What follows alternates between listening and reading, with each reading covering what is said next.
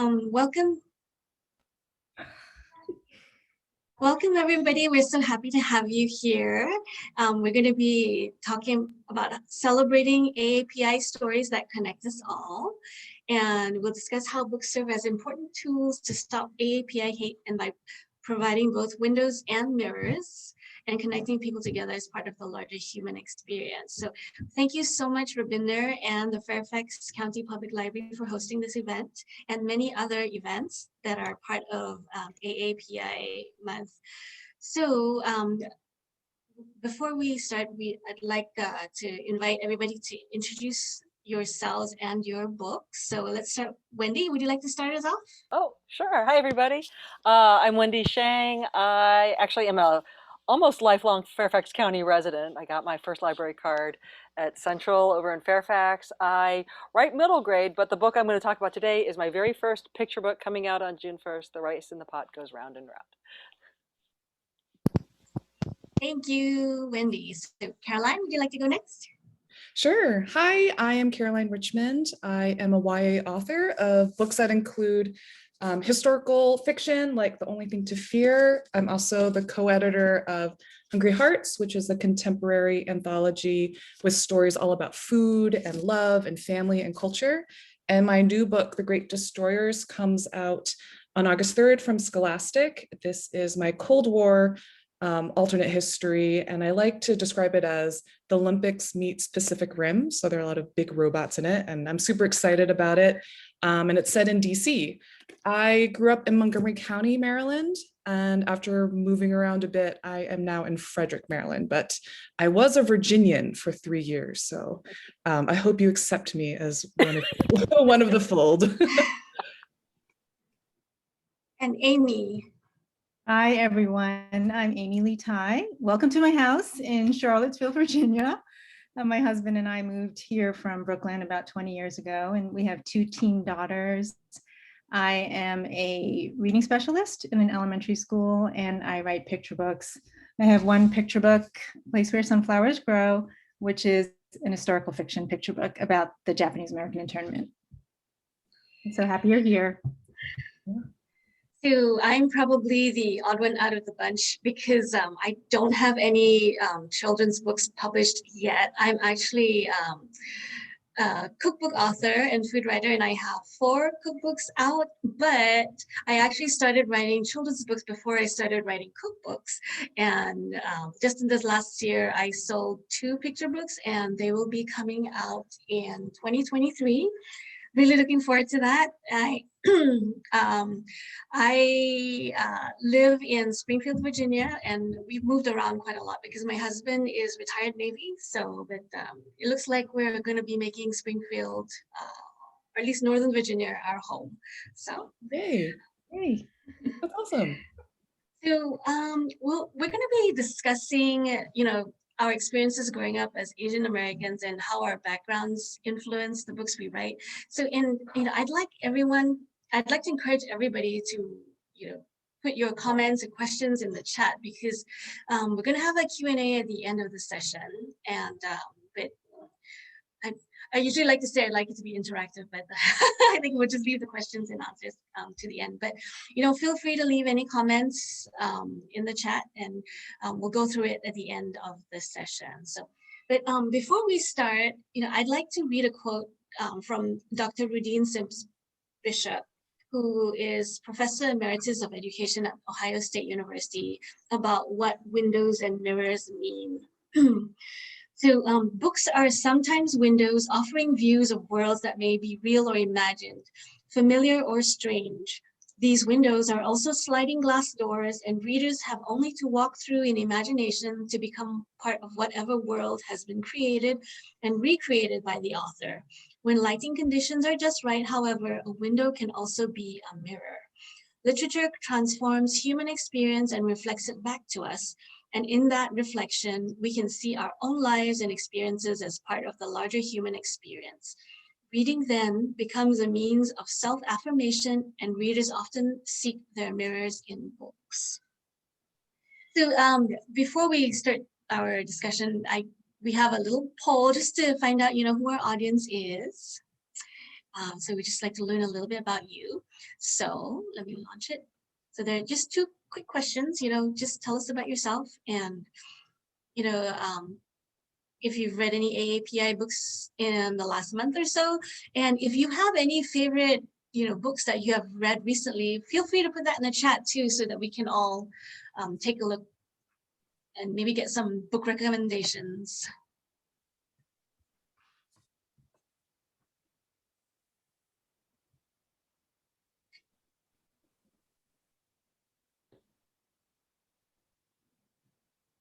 Oh, it's good to see that there's like a diverse group of people. Mhm.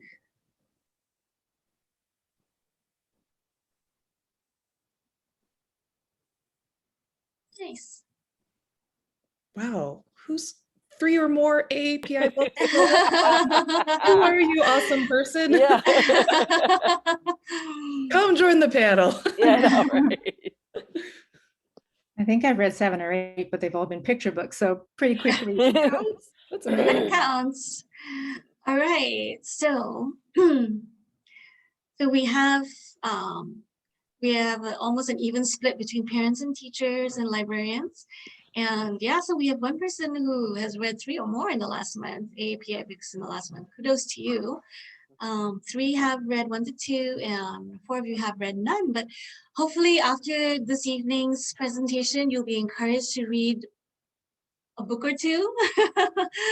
So, and we have a few book recommendations coming in through the chat too, so feel free to look at that. So, all right, well, so first off, I would like to hear about everybody's family background. So, where you grew up, and, if you could share some of your school or childhood experiences growing up as an Asian American.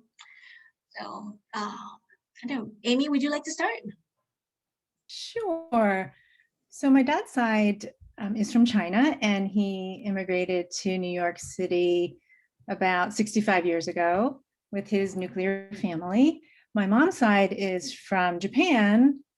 Her parents were born in Japan, and they immigrated separately, met in California, where my mom was later born. And they met in New York, which is where my brothers and I were born. We were all born in Queens, and then we lived in Manhattan for a while. By the time I was in kindergarten, we had left apartment living for townhouse living in a new development. And so it was a really neat environment to grow up in. It was kind of enclosed, and there were walking paths connecting the little neighborhoods with common areas, and there were a lot of young families. And I just was so lucky. I fell into a wonderful group of friends, and I went to a lovely public school, and overwhelmingly had a positive experience growing up Asian American. I felt seen and accepted by my peers and by adults. I think my Asian American identity is a little bit different. I think while I was influenced by Chinese, Japanese cultures, largely it was the American culture, and mostly white culture, which was surrounding me. It was later on when we moved to San Francisco when I was 13 that I suddenly was amongst a lot of Asian Americans who weren't my brothers and my extended family. And it was a bit of a culture shock for me, just to see them in school and see them on the street. It was something I think I quickly grew used to and learned to really love. And by the time I got to college, I felt like I could navigate, an all white crowd or an all Asian American crowd or a mixed crowd. And then as I've grown older, I think I've realized that some deep sensibilities have always been there. I just didn't know it, in terms of my relationship to education and family and elderly. I think that largely came from my Asian heritage. I just didn't know it. So there were very layered experiences that, have been evolving and still evolve. Thank you. So how about you, Caroline? Where did you grow up and what was it like? So I grew up in Montgomery County, Maryland. We moved around a little bit, but mostly in Silver Spring and Potomac. My 4 grandparents are all from mainland China, and they all fled to Taiwan from the mainland after the war. And that's where my parents were born, and they grew up in Taipei, and they were part of the big exodus out of Taipei to the States and other, Western countries to go to college and graduate school. My dad, they were already married by then, and my dad came to the US to go to UVA, where he got his graduate degree in chemical engineering. And I think he might be a little bummed that his 3 kids did not get any of that like engineer brain. We're all like very much more literature, creatively minded. And my teacher, my sister is a teacher. Let's see. So yeah, we grew up mostly in Maryland, and I think we're really lucky. We were surrounded by a lot of other Chinese American families. We went to Chinese school on Sundays, which I hated with a passion so much. I rebelled and like refused to go my sophomore year in high school. And I'm still kind of amazed my parents let me quit, but I think they were just tired of fighting with me on it. I don't think I realized how lucky I was to be surrounded by a lot of Asian faces until I went away to college in a very white state. And I was really one of the only minorities at the school. And I think that's one of the reasons I wanted to come back to Maryland. It really is home to me. What else? Yeah, so I have a younger brother and younger sister. My little brother did move back. He moved to Taiwan, probably 10 years ago. And my little sister also spent time in Taiwan, and they're both now fluent in Chinese. And I am sadly the oldest child, but with the weakest Chinese skills. And I have 2 biracial kids. My daughter's 7 and my son is almost 4. And I really am a little sad they're growing up not knowing Chinese because my own is so limited, but I'm hoping as they get a little older, I can bring them to Taiwan so they can visit with my dad, who moved back there a few years ago, and to be more connected to their Chinese side. Wow. It's interesting that both of you are, I guess, considered, is that 2nd generation Asian Americans? Is it first gen, or I'm always so confused by this. If your parents moved here, would they be considered, they're the 1st generation, right? Yeah. And then would you be the 2nd? Yeah. Or like 1.5. Yeah, I'm 1.5, I guess. Yeah. What about you, Wendy? 2.5. Okay, I was like shocked listening to Caroline's discussion, because I was like, holy cow, that's like my dad was we are the same person. My dad was a chemical engineer. Oh, really? In the United States. Oh my gosh, we need to like connect them. I know. Well, my dad has passed, but yeah, and so my parents, like yours, Caroline, so they were born in China. They were born, I think I'm a little bit older than you are. My parents were born kind of during the Sino-Japanese War, during World War II. And then because of the positions their fathers had in the Kuomintang, they moved to Taiwan, and then they were part of that, what they call, I've heard it called the brain drain in the 60s, right? Where like a lot of young, talented people moved to the United States. My mom ended up at NYU. My dad, hilariously, ended up at Auburn in the 60s. And I always said, Dad, like, I know what was going on, in the South. Why did you go there? And he said, well, the list of engineering schools was in alphabetical order, and Alabama is at the front of the alphabet. Wow. So eventually they like one of the few Asian students, or maybe there was more? I think there were a few more, but yeah, it's a really, I could tell you the whole story. Like he came into California.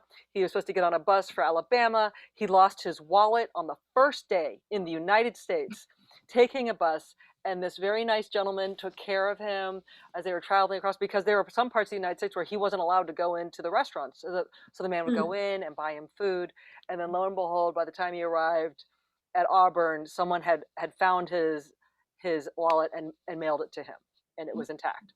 So I don't know, that was like a very nice introduction for him to the United States. My parents met in New York, eventually made their way to Delaware, which kind of had a nice Asian community. That's where I was born. And then we moved to Northern Virginia when I was a kid. And when I moved to Northern Virginia, there were very, very few Asian people. Like I found a report from Fairfax County at the time, and I think they were hand counting the Asian. They were like, there are 538 Chinese people in Fairfax County, out of tens of thousands of people at the time. And I am fairly convinced that I was probably, like, if not the first student in my elementary school who was Asian, I was certainly I was the only one in my grade, because that's how I was treated by a lot of kids. So that was not, there were certainly many children who were perfectly loved, but those were the ones who were kind of tougher on you. And like Caroline, I think, so we didn't even have Chinese school because we didn't have enough people. So we had to drive into Maryland to go to Chinese school. And I wore down my parents pretty quickly on that too. But I went want to make the much sooner. Much sooner than you. But I went to the University of Virginia, again, kind of a very white-dominated space, and kind of still, figuring things out. I think I'm still, looking for that community. Mhm. Myself. Well, Figuring out for your books, right, Wendy? You're What's writing that? it. And you're Yeah, I figuring write it in out my. your Yeah, book. I do. I mean, yeah, our backgrounds definitely influence what we write about. So, my experience growing up and my background is quite different from any of you. So I was actually born in Indonesia, in Jakarta, and I moved to Singapore when I was like a wee little baby. So people ask me, so are you more Singaporean? Are you more Indonesian? Or, are you Chinese? Because I am ethnically Chinese, or rather like part ethnically Chinese. So, and I grew up in Singapore and I came to the US to go to college, and I went to Seattle. Singapore is a multiracial country. It's about like 3/4 Chinese. You have Indians, people of Indian descent. You have people of Malay descent, and you also have Eurasians and Europeans. So growing up, I guess, I was surrounded by people who looked like me. So for me, I had like culture shock when I came to the US, but I moved to Seattle to go to college, and Seattle has a pretty big Asian American community. So that was a nice way to ease myself into a totally different culture. But I mean, it was still quite a bit of a culture shock. And I've lived here more than 20 years now. So yeah, I consider myself Asian American, but still facing challenges every day, like I'm sure all of you are. Anyway, so that's me. So now we all write in different genres and for different age groups, but I wonder if there are themes that consistently appear in our work, like Amy, you were saying that, now Wendy's like expressing all this angst and experiences into her books, and I'm sure all of us write in a similar vein, right? So how does your background and your experiences influence what you write, and what roles do they play? Amy, do you want to go? Sure. Well, my book, in terms of its influence, I think is pretty cut and dry. So my mom and her family were incarcerated during World War II. So she was put into an internment camp at the age of 5. And while it wasn't directly something that I experienced, it was certainly something that I think, I was aware of on many different levels. And that has just been a part of my consciousness and awareness. And it's a very important chapter of history to me. So this book was inspired by that. In terms of my other stories yet to be published, I would say, I write as a human being, obviously, more than anything, which is influenced by all kinds of roles that I have and lenses that I have. And so I think while I have many different parts to my identity, beyond being Asian American, I think it affects everything. So, whether something is obviously or not obviously Asian American, it's still a part of me. And so I think, the themes are just kind of universal. and very human overall. And I think in terms of what I draw from, I would say hope and perseverance kind of thread through whatever I write, whether it's fiction or nonfiction, whether it's serious or silly. Why hope and perseverance? How does that apply to I don't know, and it's not something that I consciously try to do or that I noticed right away. But I think after I, had been writing for a while and had a body, it just kind of became obvious to me. It kind of just shone, and I don't know why.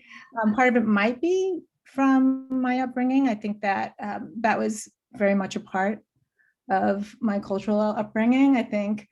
But it's just kind of what comes through. I don't know that I have a reason for it. It's kind of interesting when I hear authors talk about common threads that that are in all their stories, and a lot of times it's like family or relationships, friendships. So yeah, and sometimes they can pinpoint why they seem to like go back to those themes over and over again, and sometimes I guess it's just because. So who'd like to go next? I could go next.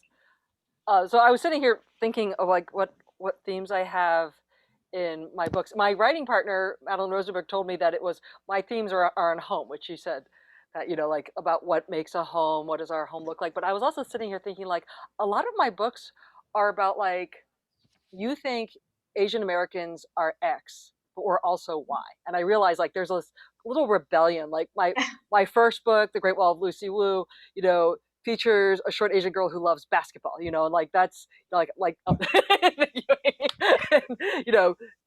of just kind of pushing against two stereotypes, right? And then The Way Home Looks Now was based on on my dad's experience coaching my brother's little league team, and kind of all those expected feelings and roles that they play. And then I have two books that I wrote with Madeline Rosenberg. This Is Just a Test and Not Your All American Girl. And it's about kids who are Jewish, who grew up in a Jewish Chinese family. And so I feel like there's this almost like I'm kind of like feeling these boundaries about like almost challenging myself, like what do I think, is Chinese American, and then how do I push that and how do I flip it? I'm turning in a book hopefully today about this discovery. I'm not saying I made the discovery. I found out that there were Chinese soldiers in the American Civil War, and I was just so blown away by that. Like I just, I was like, wow, that just changes everything that I think about. What I've been taught about Chinese Americans in history, and when we came to the United States, why immigration looks like it is, and you kind of have to put all the pieces together to make it work. So I think that's one of my themes. Maybe it's because I'm sort of like that. I'm sort of like, you think I'm this. I was gonna say, do you write stories with rebellious characters because you yourself are rebellious? I'm like rebellious in like the Asian way, where it's like, okay, I'm going to law school, but I'm going to work for a nonprofit. So there. I'm going to be a writer. I know. I'm going to be a writer. I think all of us are rebels in one way or another because we're writers, right? Yes. So because it's definitely not the career my parents wanted for me. Hard, same. Or my mom. My dad was more like, yeah, whatever. But yeah, really kind of hoped for one of us to be a doctor or engineer or lawyer, accountant, but she got none. Sorry, Mom. As for me, yeah, I've been sitting here kind of just thinking about maybe, themes that have popped up in my books. I think a lot of my protagonists mirror some of my own experiences and coming to accept and be proud of my Asian American identity. I really struggled with being embarrassed by it growing up, of having immigrant parents and maybe not feeling like I fit in. I distinctly remember, some of the foods my grandma would pack for me at lunch, and just wondering if people would tease me about it. And so food also pops up in my stories too. I like weaving in certain foods from that are like kind of touchstones in my childhood, because so much of our culture is informed by food. And I think it was a way for me growing up to really connect with my Chinese heritage. Even though, I was very American and, didn't speak Chinese all that well, could barely write it or read it. But yeah, in my newest book, I have a short scene about chrysanthemum tea, which I just have memories of going to restaurants, and it was such a treat. My parents would give me the rock crystal sugar, to put in your tea to melt. And in my short story in my anthology, Hungry Hearts, I also talk about shaved ice. I think it's kind of foreign to a lot of people who've never had it before, but for a lot of Asian kids, it's like an ice cream sundae, and just how some of the toppings might look a little weird if you're not used to them, but just it was fun writing those in and kind of talking about the foods that I might have been a little embarrassed by as a kid, because maybe my white friends wouldn't get it, but now I'm like, it's good, you should try it. Now, you like all your stories tend to be like a reimagination of history, or like an alternate history. So how do you combine that aspect with the themes that are close to your heart? Well, I love history. That's what I studied in college. And I love historical fiction, just learning and reading about people who lived in these different times, but who were, just human, like you and me. I say for my newest book, The Cold War Alternate History, since it's set in the 1960s, I did a lot of research about anti-Chinese sentiment throughout the decades, and trying to weave in specifically like how it spiked during the 60s because of anti-communism, and just how a lot of Asian people were sort of labeled as, maybe they're traitors because the Chinese were our enemies at that point. But yeah, it's really important to me to kind of write the exciting, adventurous stories I loved reading as a kid, but including Asian characters in them, because I didn't see that growing up. It was like you mentioned Dr. Bishop's quote at the beginning, which I love. Her work is just so seminal, to diverse authors, and how growing up I only read pretty much window books. I always have to think about it. There were window books. I was always looking into another experience and culture. And it wasn't until I was 13 and a high school freshman that I finally found a mirror book. And that was The Joy Luck Club by Amy Tan. And so, yeah, right. I think a lot of Asian American writers just felt very seen in that book. And, I want things to be different for the Asian American kids growing up, and for, non-Asian American kids, that they see the window books of, that I had growing up. They put themselves into the shoes of an Asian American protagonist. I have to tell you, I was on the Love Boat the year that the Joy Luck Club came out, and every young woman there had that book in her hand. Yes, like everywhere you looked, everyone was reading it. Oh, I remember when it came out and it was just exploded, and still to this day, it's still popular. Yeah. So there's actually a documentary on PBS about Amy Tan. So if you haven't watched it, it's on Netflix now. So definitely okay, good. watch it. I've been meaning to watch it. I love her so much. Me too. Mm-hmm.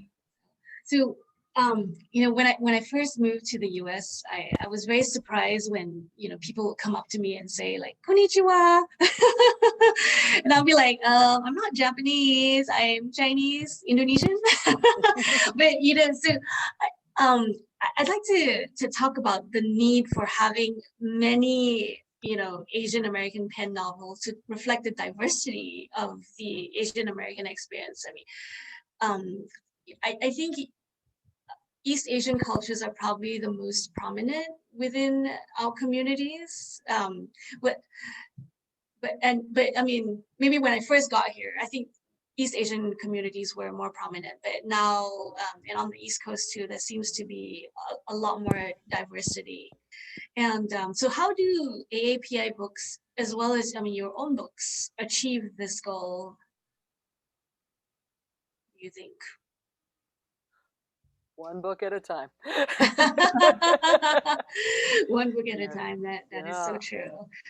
But I mean, I think it's just, recognize, I feel like when I started getting into the publishing world, it almost felt like, well, we have that book, like there was, like almost a sense of like, well, we've kind of filled that slot and we're good, and I feel like there's just been, thanks to movements like We Need Diverse Books, to expand, we need to just embrace all the stories and all the different kinds of stories and just recognize the richness of the Asian American experience because, I mean, it's so fabulously different for everybody. And I think, except for me, Caroline, but,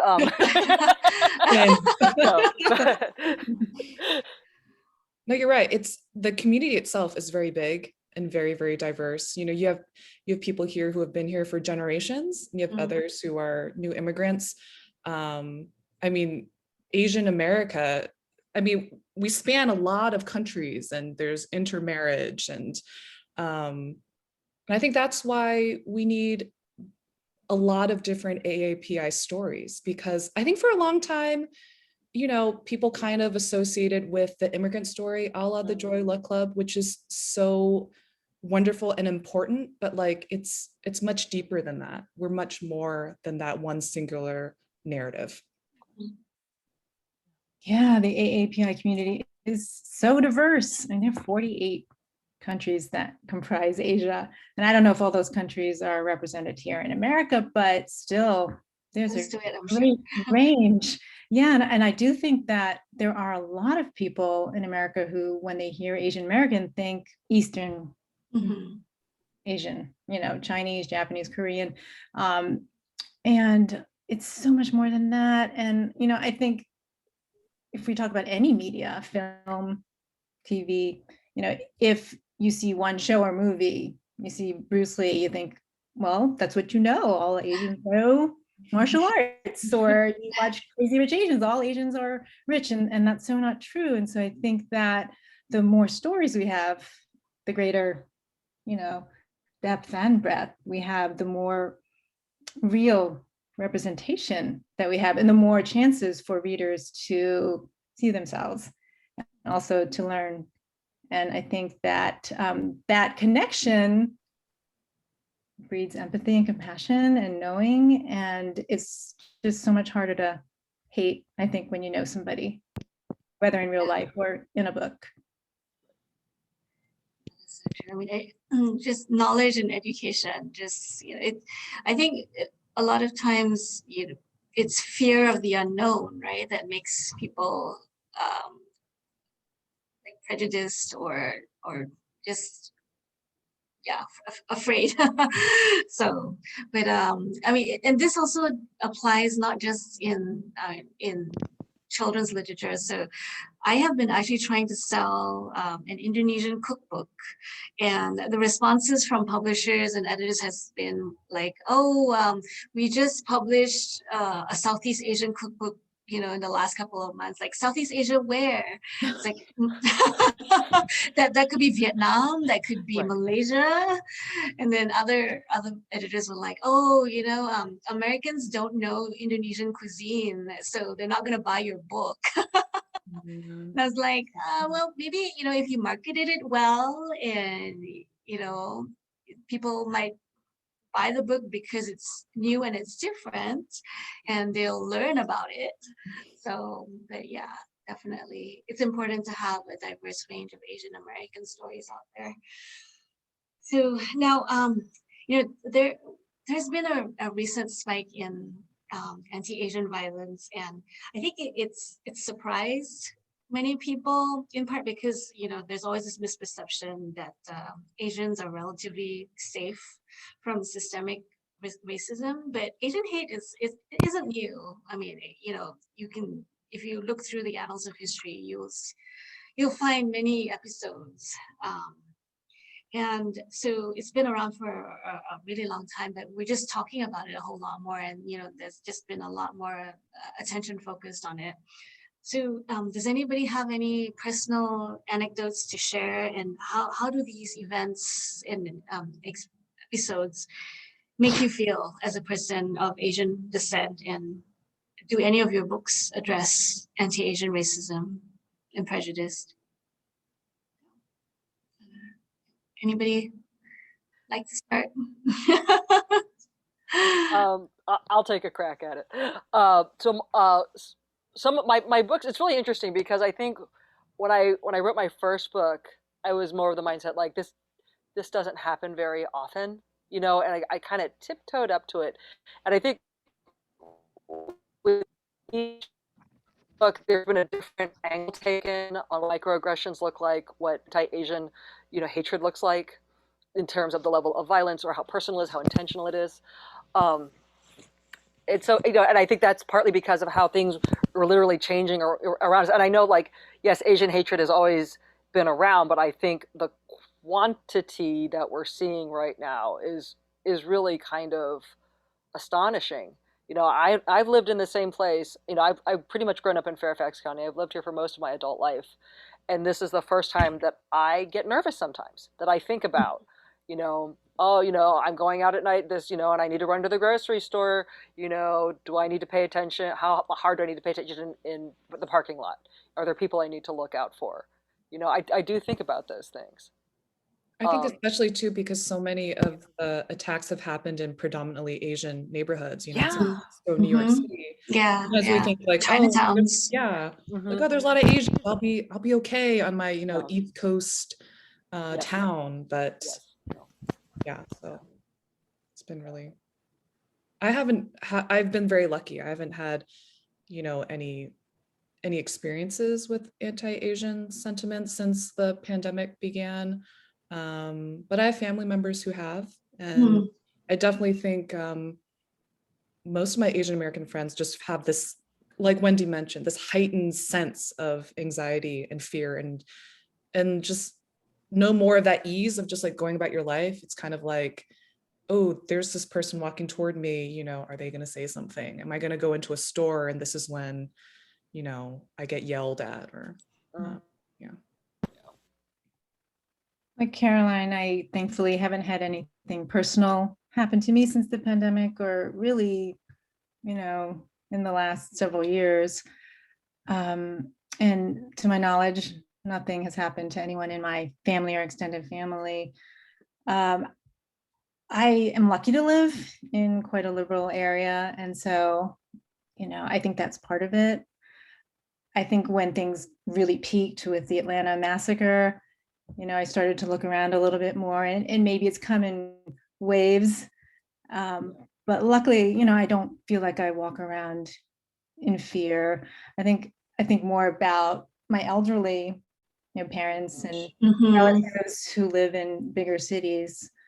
And, it's been disturbing, obviously, to read the news and to see a few friends like on social media who are afraid to leave their house. That sort of thing. It's very real and painful. Yeah, I know. I told my parents to just stay at home, not go anywhere. So if they needed anything, just to call my brother or my sister who live in Seattle with them to get them what they needed. So yeah, I mean the fear was real. So there's so much anxiety going around. I had this I had a very weird experience a couple of years ago. This was before the pandemic, but it was during, I think, kind of, where we saw racism kind of becoming legitimized and accepted in some forms. We were in Asheville at a hotel, and I have 3 kids. We were all down at the pool, and these 2 girls kind of were like playing, like they kept coming by, and they obviously like were desperate for attention. And they would come by and say like, and they were like high school kids, and they'd be like, I have a 22-year-old boyfriend. And then they go running off. And so then I try to catch them next time. I'm like, about that boyfriend, maybe not, and they're like, they were living with their grandparents. It was like really sad. They were living with their grandparents. One parent had a drug addiction problem. But they were like, they were playing with my daughter, and they were just, I was like, okay, you come on by, tell me what you want to tell me. And then they went inside the hotel, and then they came back out and they said, my grandparents said I can't talk to you anymore because you might be a terrorist. And I was like, huh. And at first you want to laugh, right? Like, yeah, I'm a terrorist. But then I was like, oh, that's not great. And she was like, the thing is, she was disappointed. Like, she was like, and I look up in the window and I see these two grandparents there. And I was like, what am I going to do? And I felt like, I was like trying to build this connection with this kid for whatever small period of time I had. And I said, if you see me at breakfast tomorrow, because I had, free breakfast, I said, introduce me to your grandparents. I would love to meet them. And sure enough, she found me the next day. She drags this guy over. And so I said, and I'm just going to like say, I to my daughter, I wanted to play with her, brothers won't play with her, and I was just trying to say I just wanted to kind of make a connection to him. I'm not who you think I am. And, I always hope, I was thinking about them and did I make a difference if I just, talked to them for a few minutes? I don't know. But at least you tried. I tried. That's all we can do, right? Try. So. And that's very big of you, Wendy. Well, I was more for the daughter, for the girl, because I was like, I didn't want to leave it like that. This would be like, she shouldn't be dating a 22-year-old. I know, yeah. And by the way, did you know she has an internet boyfriend? Oh, you're trying to watch out for her. Man. I know. Sorry you had to deal with that. So, well, and do we have, and does anybody have any last, well, why don't we end off with, why do you think it's important to write what you write? And then we can go to book recommendations. So. For me, I was such a bookworm as a kid. I loved books. My nose was always stuck in one. Loved the library. But it wasn't until I was a high school freshman where I really saw myself reflected. And looking back, that really took a toll on my self-confidence, just not feeling seen in the media I consumed.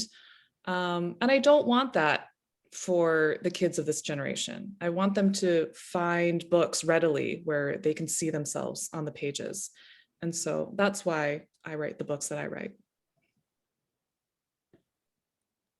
I think I write the books because I love finding those historical nuggets and trying to figure out how they relate to me and how I can fit them into a story and how they fit into the greater American story, because it's really interesting to find out, that, that there was the Chinese Exclusion Act, right? The first race-based immigration ban in the United States. And then it kind of slowly worked up to what, you could correct me, Caroline, if there's like 100, it was like 100 a year for so many years. And that's, and that affected how my parents' immigration path, how they came to the United States. And I just love learning about that. So in a way, it's very selfish. I'm just like, I'm interested in this. And how about, you pay me to write this story? Well, I think on a very basic personal note, if I'm not writing, I don't feel quite right. And on the flip side, when I am, even though it can tear my hair out at times, it's very joyful and satisfying. And I just feel that words and stories have incredible power, and with that power to help shape kids' minds and their hearts. And whatever the story might be, again, if it's very obviously about Asian America, or if it's not, it's still, like Wendy said, part of the American story. And it's a responsibility, it's a privilege. And I feel very fortunate. I mean, we're kind of in a fight right now, right, of who gets to tell America's story. And in some ways, I feel almost like, okay, you don't want to write, if you don't want to let them teach it in schools, I'm going to write it in the book. It's a little subversive sometimes. I always take it to heart. I've heard so many people say that only you can write. As in, you can write. How would I put this? You should only write the stories that you can write. You can write, yes. Yeah. So you have your point of view. Like nobody can write the same story as you would write. So, and you know, I've been through several times in my life where I've wondered whether being a writer was what I was meant to be doing. And I would think to myself, like, you know, if I weren't writing, I have no idea what I would be doing. And I always go back to writing because, and I'm finally at a point in my life where I'm realizing that, you know, I want to be a writer. I want to write, and that's what I'm going to be doing. So, and I want to write the stories that I want to read. Yes. So I think that's what we all do, right? That we write the stories that we want to read. So, Absolutely. and so, any book recommendations? Who'd like to start with some book recommendations? Okay, I can start. So, this is my first recommendation. I really like to elevate Southeast Asian authors because I mean there are quite a few like Southeast Asian Americans who write for children, but not enough yet. That's what I think. So Diary of an Ice Princess is by Thai American author Christina Soontornvat, and so this is like you know, what if Frozen's Elsa went to a regular school. So so Lena is she's a mixed race princess, and she lives in a huge palace up in the clouds, and everyone in her family has power to control wind and weather. So she's coming into her magical powers, but there's one thing that she really wants to do. Oh my goodness, I'm sorry. Let me take a sip. She wants to go to a regular non-magical school with her very best friend Claudia. So this is a really cute chapter book series. There are like 5 or 6 books in the series. And so this is Pie in the Sky by Remy Lai. So Remy is also Indonesian. She's born in Indonesia like me, and she grew up in Singapore as well, and she now lives in Australia. And this is like her debut novel. And it's about an 11-year-old boy's immigration experience, but he it doesn't say where he came from, but he migrates to Australia and he does not speak English, so he has a really hard time fitting in, you know, not just because of the culture shock, but also because he doesn't speak the language. And so, you know, he has a hard time making friends, and to combat his loneliness, he bakes. So he bakes all kinds of cakes and baked goods and goodies. So those are my 2 recommendations. Caroline? Sure. My recommendation would be The Downstairs Girl by Stacey Lee. It is a young adult historical novel that takes place in the Reconstruction South in Atlanta, and the main protagonist is Chinese American, and I just love that about Stacey's books, that she takes these historical periods that we don't really associate with Asian people, and she puts them in there. She does all the research because, you know, Asian Americans have been a part of this country's history since the beginning, but sometimes we just have to do a little bit of digging. And the book, just the protagonist has such a wonderful voice, and Stacey does so much research into the slang of the time, so it really just feels like you're there. It's just a really lovely and well-crafted story, and I can't wait for her new one too that just came out. It's called Luck of the Titanic, and it's based on I believe that there were 8 Chinese passengers on board the Titanic, so I can't wait to read that one. I can go next. I would like to recommend a nonfiction picture book called Magic Ramen, the story of Momofuku Ando by Andrea Wong, who also has a new book out, a beautiful new picture book out called Watercress. But I love Magic Ramen because, well, first of all, who doesn't love ramen? And but there's such a wonderful story about how it came out of need following World War II and just wanting to feed lots of people for not a lot of money, and finding kind of the persistence it took to develop what we know, kind of the instant ramen that we know today, and how it's kind of a form of caring for your fellow person, right? To develop these foods. So the first one is Magic Ramen, and then I had the pleasure of blurbing a book that is just coming out called Baraka Beats by Maliha Siddiqui, who is also, I believe she's either Fairfax County or Loudoun, because when you read the book, the kids go to Farmwell Station Middle School, which I'm pretty sure is a Fairfax County public school. And it is about a Muslim girl who kind of comes from going to a private school into a public school, and how does she resolve her issues of faith that she wants, and things she feels pressure. And I think that the author did a great job of portraying a very devout person and how they kind of stay true to themselves, but also, excuse me, fitting in with kind of finding their way in the larger world. Awesome.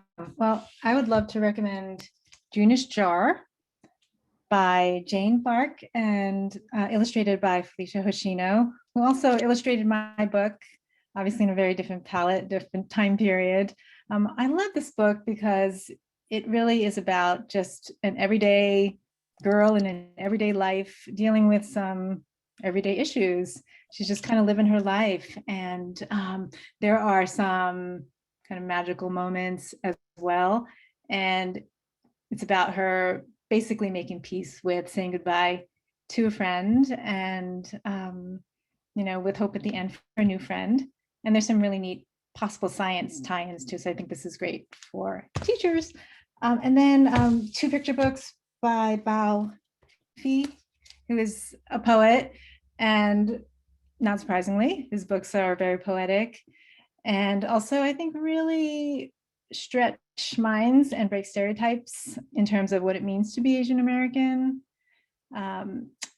both with the immigrant experience and also with having parents who have the same gender. And I have other books I could recommend, but I don't know how much time we have. Too many books, too little time, and yet we need more books. Yes.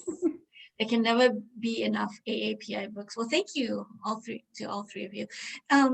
So does anybody have any questions? I looked on the chat and there aren't any, but does anybody have any questions? You can put it in the chat, or if you'd like to, unmute yourself, you can ask a question that way too. Does anybody have anything to ask? Well, do any of you have any last words, maybe? Not Well, too thank much. you Just all thank you for for- coming. Yeah. No. Yes, thank you. Through the Zoom fatigue and Well, There is yes. a question. Wendy, you're muted. I'm sorry, I'm just reading the question that went into the chat. Oh, okay, there we go. For That's my people sister in who asked. Thanks, Christy. for people in more conservative areas, how do we teach AAPI stories when so many are against critical race theory? It's a really good question. And I wish I was an educator. I don't know. I think, oh, sorry, go ahead. Oh, no, go. I was just thinking if there are just ways to tie in Asian American voices into whatever you might be teaching, especially about US history, like highlight the Asian Americans, who were building railroads, who fought in World War II. If we're already teaching these subjects, we can weave in, how Asian Americans have helped build this country. And maybe in literature as well, maybe we can, encourage the librarians at school to shelve more books by AAPI authors. But Amy, I'm curious at what you would say, because you work at, you're an educator. Yeah, I'm a reading specialist working with elementary kids. I think what you say makes a lot of sense, Caroline. You know, we talk about AAPI month, which I think is really needed still to lift up stories and history, but you know, I'm all about integrating all of this 12 months a year.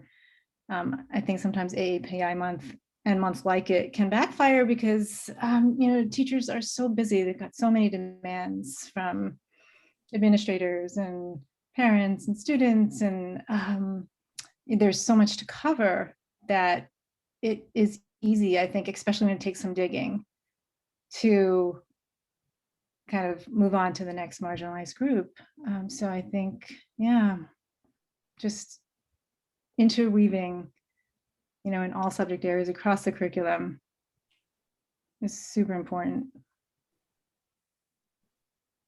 So yeah, I remember But it's not like the Amy, novels say critical race theory on them. So hopefully you can, oh, go ahead. I was just going to say that, Amy, you had brought up that fact about how you have mixed feelings about AAPI month or any other month for that matter that's designated to a marginalized group, because yeah, it can backfire. It's like, and we were saying how, like, you know, AAPI books and all BIPOC books should be for everyone all year round, right? So yeah, so anyway, yeah, go ahead, Wendy. Oh, I mean, just to get to the critical, the question in the chat, I mean, I also, you know, hopefully for novels, if they're written right, you know, we're never going to have the word critical race theory like in there. So it can like kind of, we could just kind of work it in. And I think, you know, the cross, you know, the cross uh, um, disciplinary view, right? If you're talking about this, you can also find a different way to put it in. But also, yeah, I mean, I agree. We're kind of at this crossroads about whether these months are doing, how much good are they doing and how much not good. But I feel like, right, like it's like when you see the pictures now, like, you know, I love it when librarians post their displays. And now, you know, the AAPI month displays are like huge. They're so fulsome and so beautiful and so diverse, you know, it's so diverse. And so it's like, you know, maybe people are like, oh, I don't have enough time in a month to read these books. So maybe, you know, I should find, you know, I should read them, you know, All a year little bit, round. you know, a little bit all year round. And maybe I'll find an author I love, and I, you know, every time they have a new book, I'll come out and read them. So, you know, I think it's like, it's kind of like in all strategies, right? Like, don't leave any strategy behind.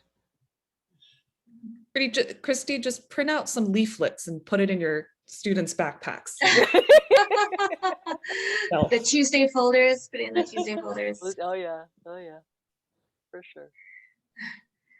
Well, if nobody else has any questions, we'd like to really thank you for spending this hour with us. And I hope you've gotten some good book recommendations and you're encouraged to read more AAPI books, not just in May, but all year round. And, you know, if you're a parent or a teacher or a librarian, please recommend AAPI books to your children. Read to your children and, you know, to your students. And I've also put our Instagram accounts in the chat if you would like to follow us, or if you have any questions, you know, feel free to message us with any specific questions. So, but anyway, well, so thank you very much. Thank you to Rabinder and Fairfax County Public Libraries for having us this evening, and hope to see you in person sometime soon. Take care, everyone. Thank you, authors, for being Bye. part of this panel and sharing your experiences with us. And thank you all for attending tonight. Good night till we meet again. Thank you. Thank you.